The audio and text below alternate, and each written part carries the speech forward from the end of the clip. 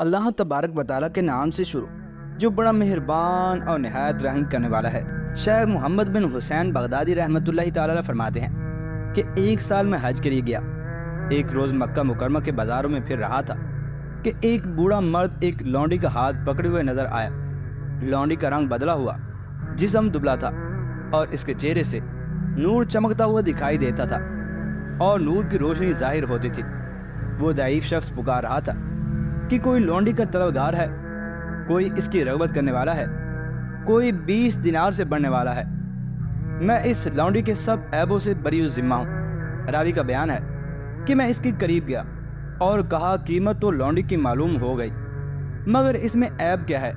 کہا یہ لونڈی مجنونہ ہے، غمگین رہتی ہے اور راتوں کو عبادت کرتی ہے، دن کو روزہ رکھتی ہے، نہ کچھ کھاتی ہے نہ پیتی ہے، ہر جگہ تنہا اکیلی رہنے کی عادی ہے۔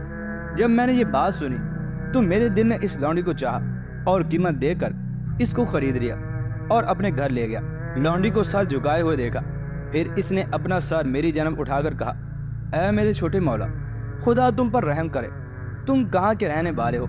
میں نے کہا کہ میں عراق میں رہتا ہوں۔ کہا کون سا عراق؟ بصرے والا یا کوفہ والا؟ میں نے کہا نہ کوفے والا نہ بصرے والا۔ پھر لونڈی نے کہا کہ شاید تم مدینۃ الاسلام بغداد میں رہتے ہو۔ میں نے کہا ہاں۔ تو وہ کہنے لگی واہ واہ، وہ تو عابدوں اور زاہدوں کا شہر ہے۔ راوی کہتے ہیں کہ مجھے تعجب ہوا۔ میں نے کہا لونڈی حجروں کی رہنے والی، ایک حجرے سے دوسرے حجرے میں بلائی جانے والی، زاہدوں اور عابدوں کو کیسے پہچانتی ہے؟ پھر میں نے اس کی طرف متوجہ ہو کر دل لگی کے طور پر پوچھا کہ تم بزرگوں میں کس کس کو پہچانتی ہو؟ کہا میں مالک بن دیرار، بشر حافی، صالح مدنی اور ابو حاتم سجستانی، معروف کرفی، محمد بن حسین بغدادی، رابعہ عدویہ، شعوانہ اور میمونہ، ان بزرگوں کو پہچانتی ہوں۔ میں نے کہا کہ ان بزرگوں کی شناخت تمہیں کہاں سے ملی؟ لونڈی نے کہا اے جوان، کیسے نہ پہچانو، قسم ہے خدا کی، وہ لوگ دلوں کے طبیب ہیں، یہ محب کو محبوب کی راہ دکھلانے والے ہیں۔ پھر میں نے کہا اے لونڈی، میں محمد بن حسین ہوں۔ اس نے کہا کہ میں نے اے ابو عبداللہ خدا سے دعا مانگی تھی کہ خدا تم کو مجھ سے ملا دے۔ تمہاری وہ خوش آواز جس سے مریدوں کے دل زندہ کرتے ہو اور سننے والوں کی آنکھیں روتی ہیں۔ تو کہنے لگی کہ تمہیں خدا کی قسم مجھے کچھ قرآن شریف کی آیتیں سناؤ۔ میں نے بسم اللہ الرحمن الرحیم پڑھی۔ اس نے بڑی زور سے چیخ ماری اور بے ہوش ہو گئی۔ میں نے اس کے منہ پر پانی چھڑکا تو ہوش میں آئی اور کہا کہ اے ابو عبداللہ، یہ تو اس کا نام ہے، کیا حال ہوگا اگر میں اس کو پہچانوں اور جنت میں اس کو دیکھوں؟ خدا تم پر رحم کرے۔ اور پڑھو۔ میں نے یہ آیت پڑھی، ام حاسب الذین اجترحوا، یعنی کیا گمان کرتے ہیں جنہوں نے گناہ کیا کہ ہم ان کو ایمان والوں اور نیک عمل کرنے والوں کے برابر کریں گے؟ ان کی موت اور زندگی برابر ہے۔ برا ہے جو کفار حکم لگاتے ہیں۔ اس نے کہا اے ابو عبداللہ، ہم نے نہ کسی بت کو پوجا اور نہ کسی معبود کو قبول کیا۔ پڑھے جاؤ، خدا تم پر رحم کرے۔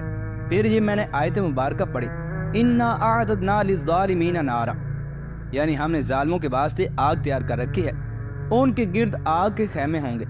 اگر پانی طلب کریں گے، گرم پانی پگھلے ہوئے تانبے کی مثل پائیں گے جو ان کے چہرے جھلسا دے گا۔ ان کا پینا برا ہے اور آرام گاہ بھی بری ہے۔ پھر کہا کہ اے ابو عبداللہ، تم نے اپنے نفس کے ساتھ نا امیدی لازم کر لی ہے۔ اپنے دل کو خوف اور امید کے درمیان آرام دو اور کچھ پڑھو، خدا تم پر رحمت کرے۔ آپ فرماتے ہیں کہ پھر میں نے یہ آیت مبارکہ پڑھی، وجوہ یومئذ مسفرۃ ضاحکۃ مستبشرہ، یعنی بعض چہرے قیامت کے دن خوش اور حشاش بشاش ہوں گے اور بعض چہرے تر و تازہ اپنے پروردگار کو دیکھنے والے ہوں گے۔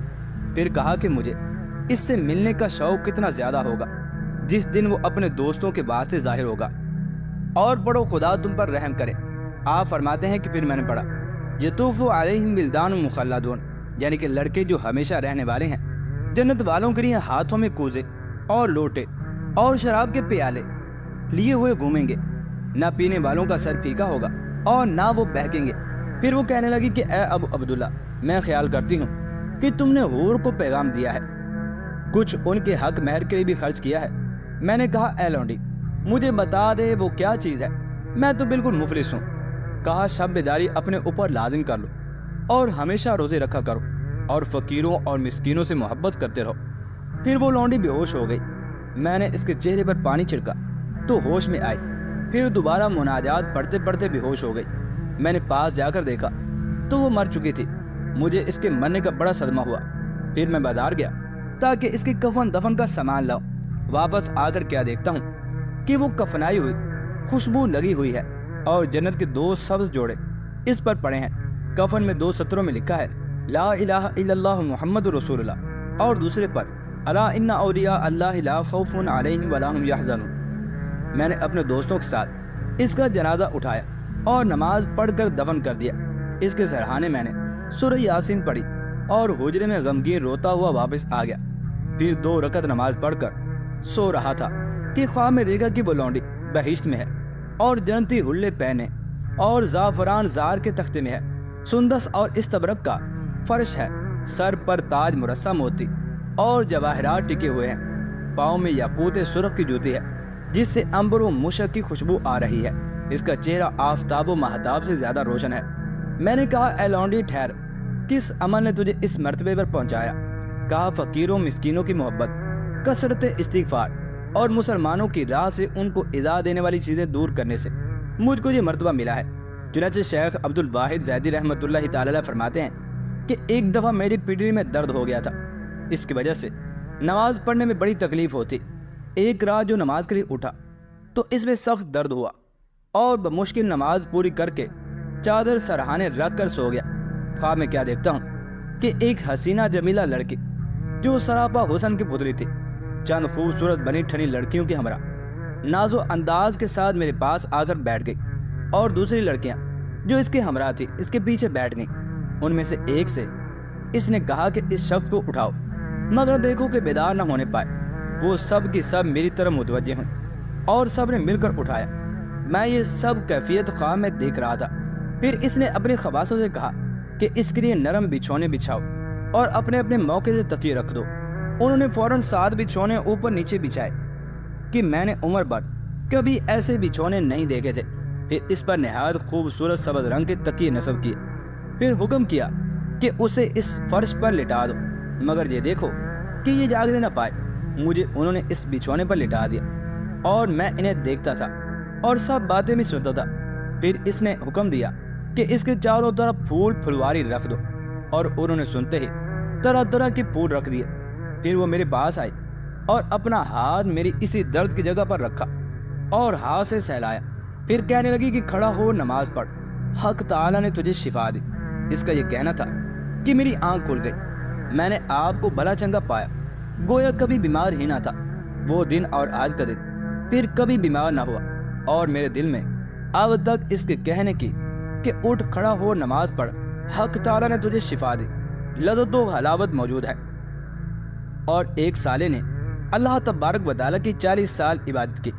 ایک روز اس پر ناز کا مقام غالب ہوا تو اس کے غلبے میں اللہ تبارک و تعالیٰ کی بارگاہ کے اندر عرض کیا، خدا بندہ، آپ نے جو کچھ میرے لیے جنت میں تیار کیا ہے اور جس قدر حوریں میرے لیے مہیا فرمائی ہیں وہ مجھے دنیا میں ہی دکھا دیجیے۔ ابھی مناجات ختم نہ ہونے پائی تھی کہ محراب پھٹی اور ایک ایسی حسین و جمیل حور نکلی کہ اگر وہ دنیا میں آ جائے تو تمام دنیا مفتون و مجنون ہو جائے۔ عابد نے پوچھا کہ نیک بخت تو کون ہے، آدمی ہے یا پری ہے؟ اس نے عربی کے چند شعر پڑھے جن کا مضمون یہ تھا کہ تو مولا سے جو چاہتا تھا وہ تجھے ملا، اور مجھے اللہ تبارک و تعالیٰ نے بھیجا ہے کہ میں تیری مونس بنوں اور تمام رات تجھ سے باتیں کروں۔ عابد نے پوچھا کہ تو کس کے لیے ہے؟ کہا آپ کے لیے ہوں۔ تو جیسے مجھے کتنی ملیں گی؟ کہا 100، اور ہر ایک حور کی 100 خادمہ، اور ہر خادمہ کی 100 باندیاں، اور ہر باندی پر 100 انتظام کرنے والیاں۔ عابد یہ سن کر بہت خوش ہوا اور خوشی میں آ کر پوچھا کہ اے پیاری، کیا کسی کو مجھ سے بھی زیادہ ملیں گی؟ تو حور نے کہا کہ تم بیچارے تو کچھ بھی نہیں، اتنا تو ادنا سے ادنا کو جو صبح و شام استغفر اللہ العظیم پڑھ لیتے ہیں، سوائے اس کے ان کا کچھ کام نہیں، اتنے تو انہیں بھی مل جائیں گے۔ چنانچہ جتنے آپ کے اعمال خوبصورت ہوں گے اتنے ہی اللہ تبارک و تعالیٰ آپ کی حوروں کو حسن و خوبصورتی ادا کرے گا۔ چنانچہ شیخ ابو بکر رحمۃ اللہ تعالی علیہ فرماتے ہیں کہ میرے پاس ایک خوبصورت غلام تھا، دن کو روزہ رکھتا اور رات بھر نماز پڑھتا تھا۔ وہ ایک دن میرے پاس آیا اور بیان کیا کہ آج میں سو گیا تھا اور معمولی اوراد بھی ترک ہو گئے، خواب میں کیا دیکھتا ہوں؟ گویا سامنے محراب پھٹ گئی ہے اور اس سے چند حسین لڑکیاں نکلیں۔ ان میں سے ایک لڑکی نہایت بدصورت تھی، میں نے عمر بھر ایسی کبھی نہیں دیکھی تھی۔ میں نے پوچھا کہ تم سب کس کے لیے ہو اور یہ بدصورت کس کے لیے ہے؟ انہوں نے کہا کہ ہم سب تیری گزشتہ راتیں ہیں اور بری صورت والی تیری یہ رات ہے جس میں تو سو رہا ہے۔ اگر تو اسی رات میں مر گیا تو یہی تیرے حصے میں آئے گی۔ یہ خواب بیان کر کے اس جوان نے ایک چیخ ماری اور جاں بحق تسلیم ہو گیا۔ اس حکایت سے معلوم ہوا کہ جنتیوں کی حوریں اتنی ہی حسین ہوگی جتنا انہوں نے اپنی عبادت کو حسین انداز سے ادا کیا ہوگا۔ اور شیخ ابو سلیمان درانی رحمۃ اللہ تعالی کہتے ہیں کہ میں ایک رات سو گیا اور معمول کے وظائف بھی رہ گئے۔ خواب میں کیا دیکھتا ہوں کہ ایک نہایت حسین حور ہے جو کہہ رہی ہے کہ ابو سلیمان تم تو مزے سے پڑے سو رہے ہو اور میں تمہارے لیے 500 برس سے پرورش کی جا رہی ہوں۔ اللہ تبارک و تعالیٰ سے دعا ہے کہ اللہ تبارک و تعالیٰ ہم سب کو بلا حساب و کتاب جنت کے اندر داخل فرمائے، اور اللہ تبارک و تعالیٰ ہمیں عبادات و ریاضات نہایت اچھے انداز کے ساتھ اور اخلاص کے ساتھ ادا کرنے کی توفیق عطا فرمائے۔ آمین یا رب العالمین۔